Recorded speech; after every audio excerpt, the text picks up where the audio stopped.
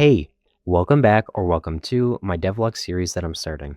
If you don't already know, I'm making a game that I'm using as a project which will help me become a better developer. Last time, I added crouching, sprinting, a pickup system, hiding, and a nice smooth camera system. And without further ado, let's get into what I made in the past week or two. So you already know that I made sprinting, but since this is supposed to be realistic, I added a stamina bar. It decreases while you hold shift, and if you let it completely deplete, then you need to wait around 10 seconds before sprinting again. This actually took me a bit of time to do because I originally wanted stamina to only drain while you were actually moving, but getting that to feel reliable turned out to be a lot more complicated than I expected. So I went with the approach that most games use: stamina depletion while holding shift. And I know you're not blind, you're looking at that nice UI down there. You also see that nice larger red bar beneath it. That's your health. The health bar went through so many different design phases, but I ended up landing on the simple rounded style with a less rounded corner in the break between the stamina and the health. I borrowed an idea from Fortnite. When you lose health, the orange bar sticks around for a second before catching up, making it easier to see how much damage you took. Moving on from that, I also worked on a map that could be the structure to future gameplay. Like I said I would last time, I built a larger test area, which I still obviously found ways to escape. It's really not hard. I'll fix that later with proper maps. But with this map, I included an agility test. You can now vault up specific walls when sprinting and jumping into them. And I spent a little bit of time animating this, but I forgot to record this in third person. So you're just going to have to trust me that it looks acceptable. But I'm going to replace it later anyway. Alright, so the game is feeling kind of good and put together, but I realized something. The game is completely silent. I knew that this game was feeling kind of cheap when Roblox's default walking sound was just stitched into your gameplay.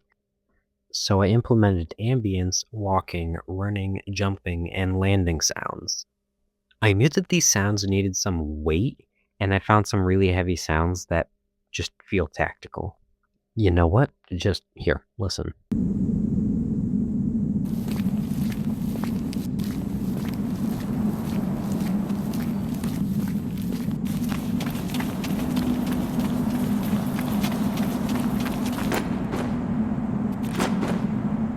Pretty neat, right?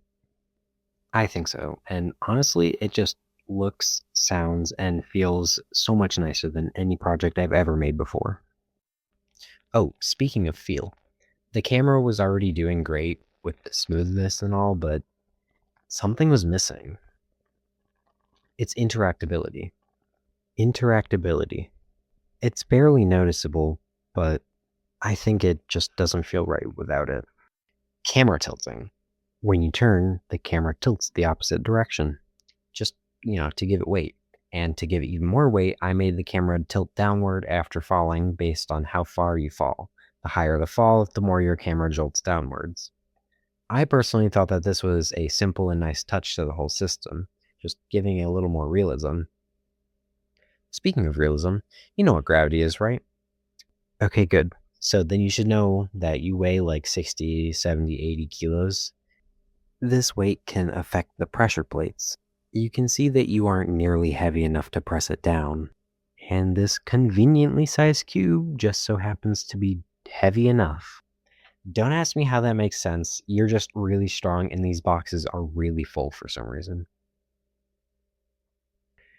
Alright, I do believe that's just about it. Any other adjustments I made were to things like the settings or scripts so that they run better or more efficiently, or however it would be beneficial.